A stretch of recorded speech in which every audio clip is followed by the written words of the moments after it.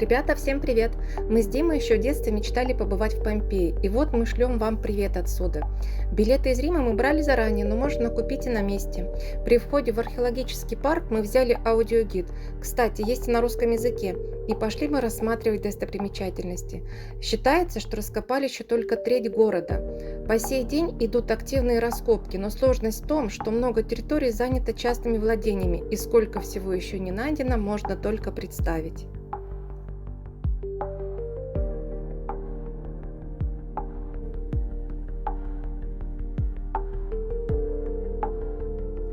Сейчас мы с вами подходим к амфитеатру. Это самая важная постройка в городе. Доказано, что это самый ранний каменный амфитеатр в мире, который был возведен в 80-х годах первого века до нашей эры. Амфитеатр идеально сохранился до наших дней.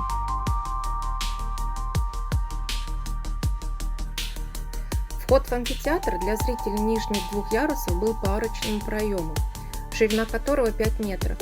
Амфитеатр имеет два коридора, которые расположены друг напротив друга, и оба выходят прямо на арену. Как раз сейчас мы по одному из них спускаемся. На стене расположена сохранившаяся табличка. И вот мы с вами стоим на арене, где когда-то проходили гладиаторские бои. Можете заметить, что здесь нет подземелья, в отличие от римского.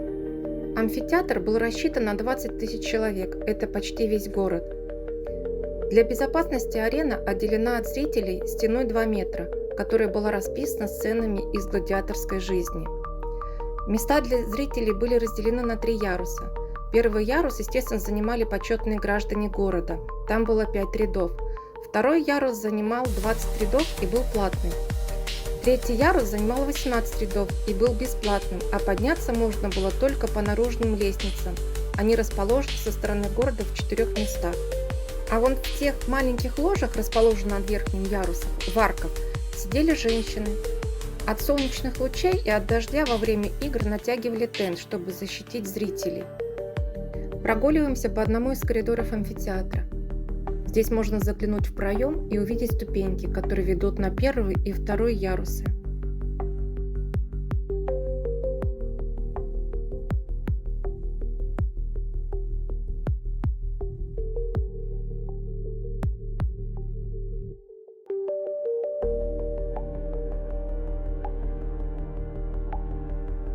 Первым домом, который мы посетили, это дом Джулии Феликс. Она была одной из самых известных дам в Помпеи. Она сделала из своего дома большой комплекс и сдавала комнаты в аренду. Тем самым получала доход, но большую часть дома оставила для себя. Обратите внимание, часто встречаются большие дыры в стенах разных домов. Их делали мародеры. Они прокапывали туннели в толще пепла и проламывали стены в поисках ценностей. Это продолжалось столетиями.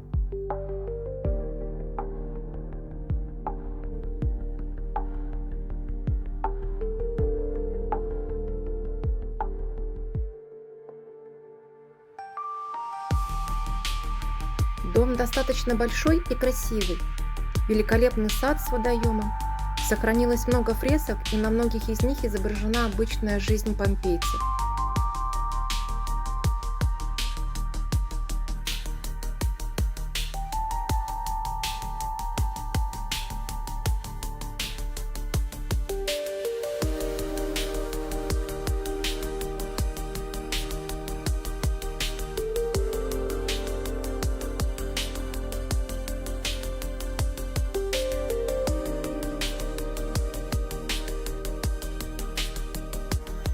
А это у нас столовая.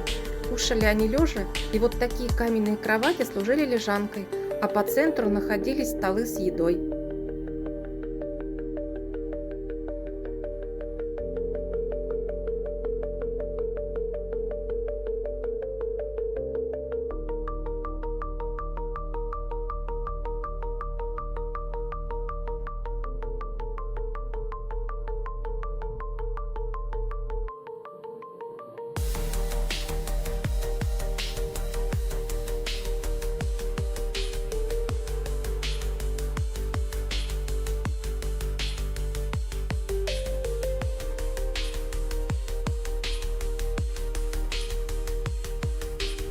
Ну а мы идем дальше по улице. или вернее, что от нее осталось после извержения, и подходим к следующему дому. Это дом Венеры в раковине. Он получил название благодаря фреске, которая была здесь обнаружена. Дом достаточно большой, по всему дому сохранилось много фресок, в том числе и несколько портретов членов семьи хозяина.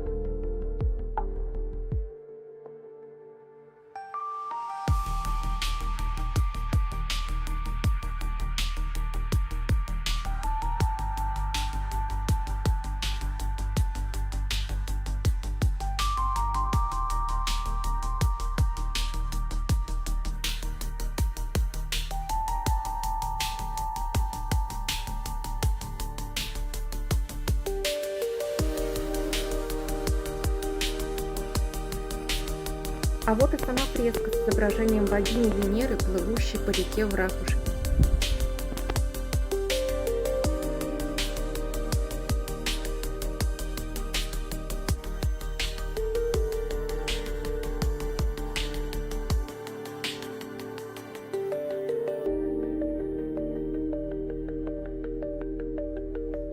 Здесь мы видим одну из жертв этого злополучного извержения. При раскопках с 1864 года все пустоты в слежавшемся грунте заполняли гипсом. Этот гипсовый слепок женщины, которой примерно было 20 лет. В руках она держала бронзовую амфору, и рядом с ней нашли несколько монет. А нашли ее в 1933 году. Термополии – это такие стоячие закусочные, в которых была горячая пища и напитки. Блюда находились в огромных сосудах, которые подогревались на огне под сосудами. Внутри находилась печь, на которой варились блюда.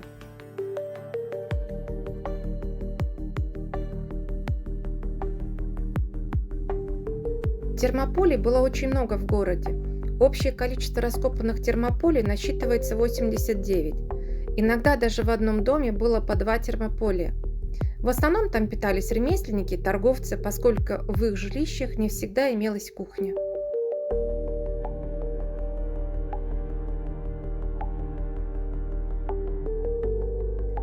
При раскопках в термополии Витуция Плацида нашли крупный глиняный сосуд, где было 3 килограмма монет. Как видите, они были красиво украшены фресками или разноцветной плиткой. Своего рода маркетинг.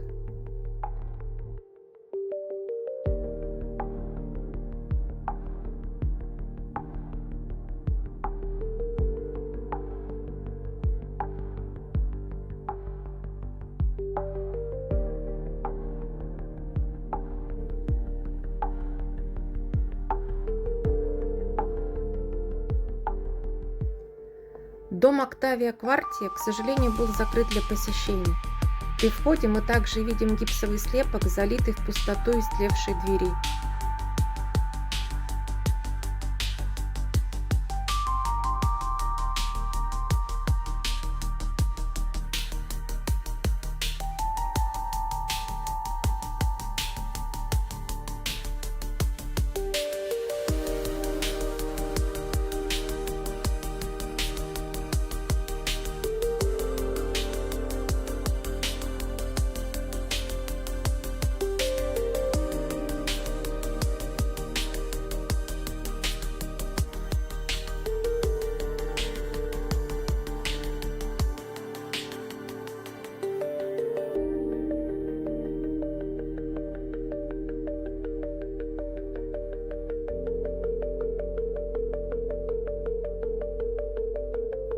Не могли пройти мимо дома Паковия Прокула. но для посещения он закрыт. Можно полюбоваться только со входа. Здесь сохранилась напольная мозаика. При входе выложена собака. Это символ в Помпеи, означал охрану жилого дома и встречается довольно часто.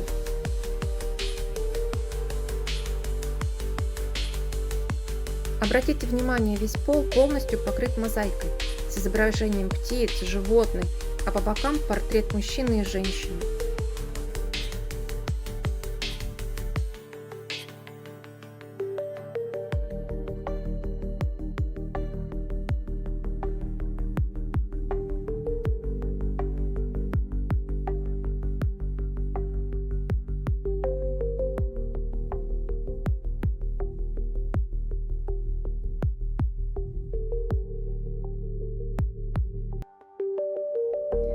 Мы сейчас заходим в дом с ларарием Ахилла.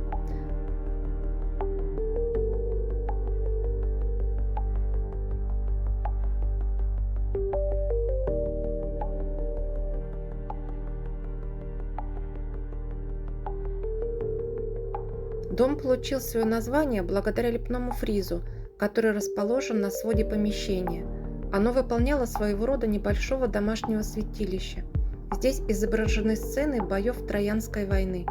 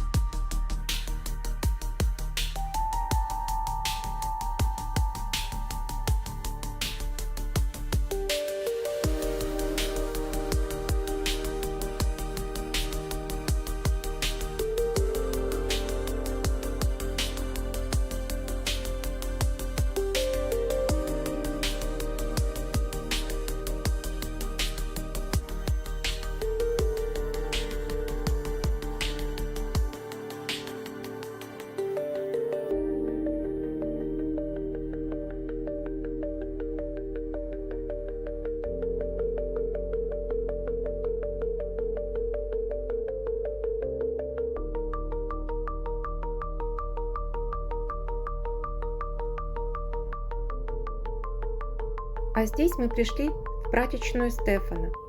Раньше это был жилой дом, который был переделан в прачечную.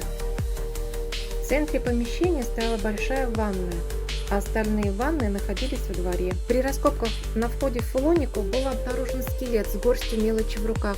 Предполагается, что это сам Стефан. Вот такая история. Вот как раз сами ванны. Одна центральная, там, видно, выполаскивали уже постиранное белье. По бокам прямоугольные ванны чуть поменьше, чтобы было удобно упираться руками и топтать белье ногами в чане с мочой.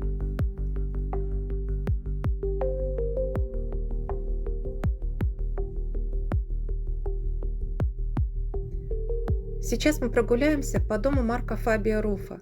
Когда-то это был огромный дом с красивыми фресками, статуями и роскошным садом. А сейчас это все, что от него осталось. Дом был впервые раскопан в 1855 году. При раскопках нашли бюст Фабия, который сейчас находится в антиквариуме Помпей.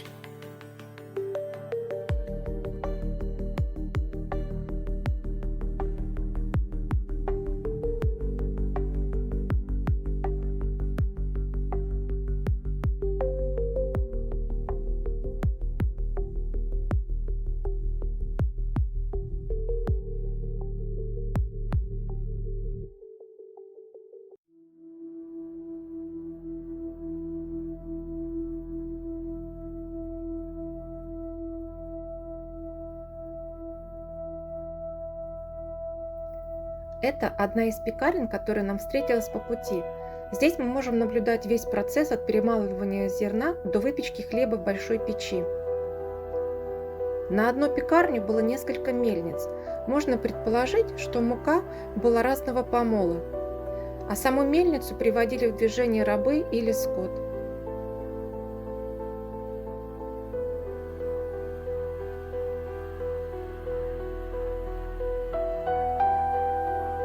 При раскопках в одной из печей был найден хлеб, который, конечно же, превратился в угли.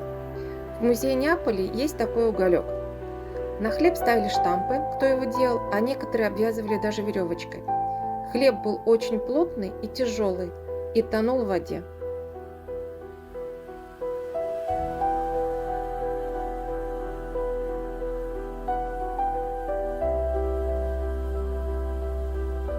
А здесь можно обратить внимание на то, как были построены дома в Помпеи. В 89 году до нашей эры Помпеи были атакованы. В городе была сделана сложная система проходов через дома на соседние улицы, на тот случай, если захватчики прорвутся, то им не дадут спокойно передвигаться по улицам. Сейчас мы с вами посетим еще один интересный дом. Это дом Марка Лукреция на улице Стабиана. В Помпеи есть еще один дом с таким названием, поэтому здесь выделили, на какой улице стоит дом.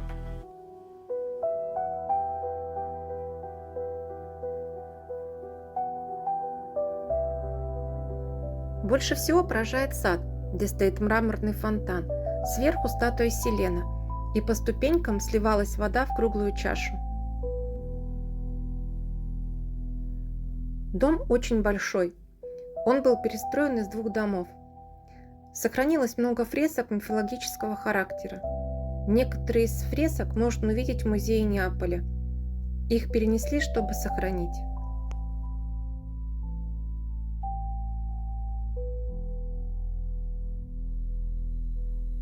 Давайте просто прогуляемся по дому.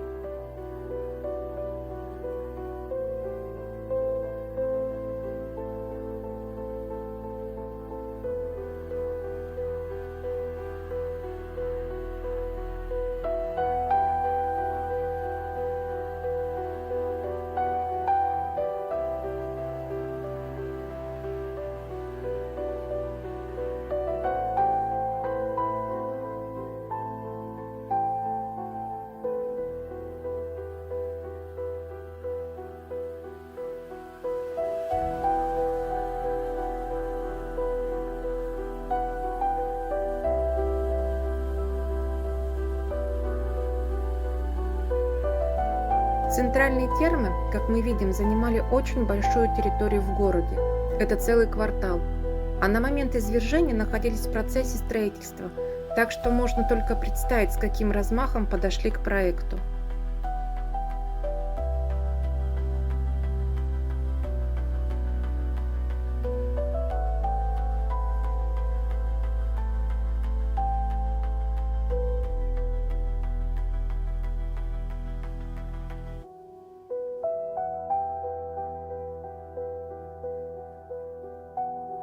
В апреле 2018 года случайно был обнаружен скелет мальчика. Ему лет 7-8. При первых раскопках в 1877 году он не был обнаружен. На данный момент здесь находится копия, а настоящие останки находятся в лаборатории Помпеи. Скорее всего, он укрылся здесь от извержения вулкана.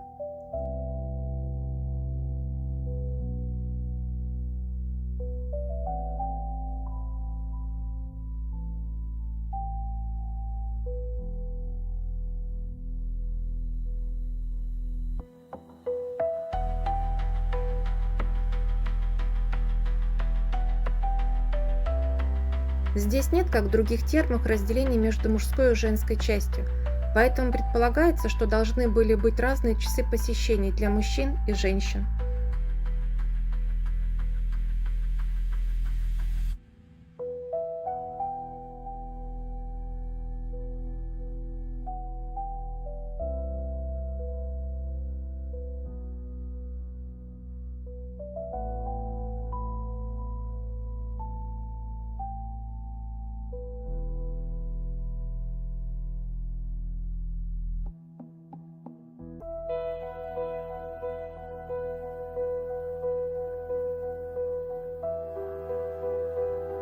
Мы сейчас зашли в дом, который называется «Дом позолоченных амуров». Свое название дом получил благодаря одной находке. В спальне владельца были найдены стеклянные пластинки с изображением амуров, которые были выгравированы на золотом листе. Это один из самых известных особняков Помпеи, принадлежал римской знати, по версии родственникам второй жены Нейрона. Изысканные фрески, мозаики, просто дух захватывает, когда вглядываешься. Давайте просто прогуляемся и полюбуемся этой красотой.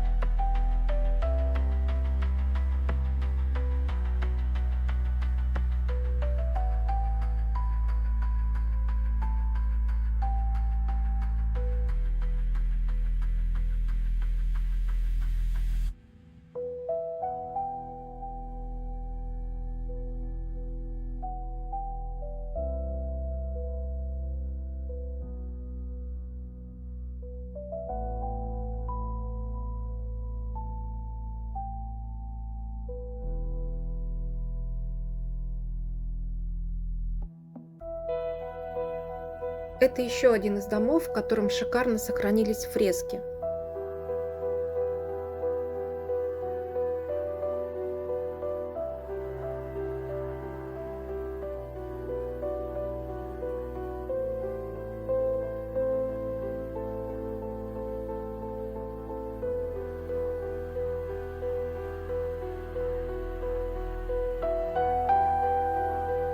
Дом получил свое название «Дом высшего алтаря» от квадратной фрески с изображением Геркулеса, стоящего у алтаря, который, как правило, отождествлялся с высшим алтарем.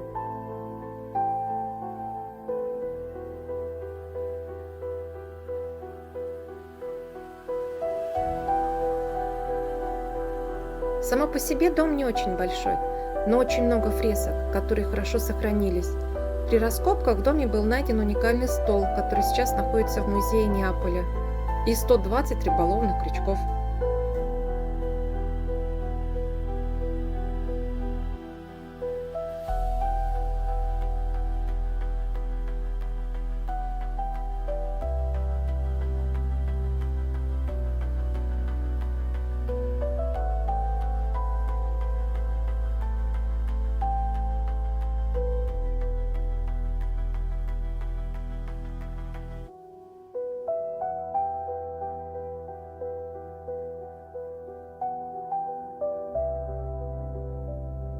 А это дом Леды и Лебеди. Это недавняя раскопка. Дом получил свое название по изысканной фреске, которую здесь обнаружили. Но раскопки еще продолжаются, и мы можем любоваться только снаружи дома.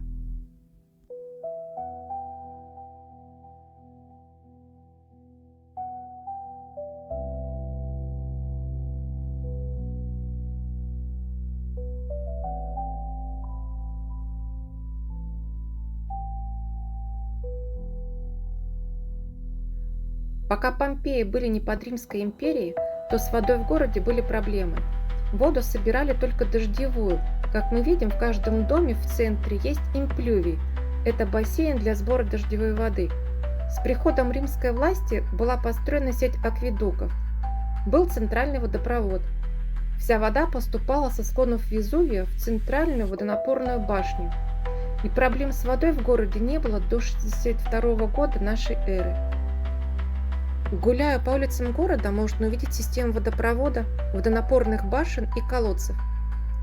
В Помпеи было 80 питьевых фонтанов, и находились они на расстоянии 40 метров друг от друга.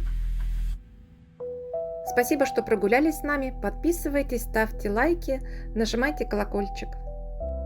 Скоро выйдет вторая часть прогулки по Помпеям. Не пропустите. Больше фотографий вы можете посмотреть на нашем телеграм-канале. Ссылка в описании.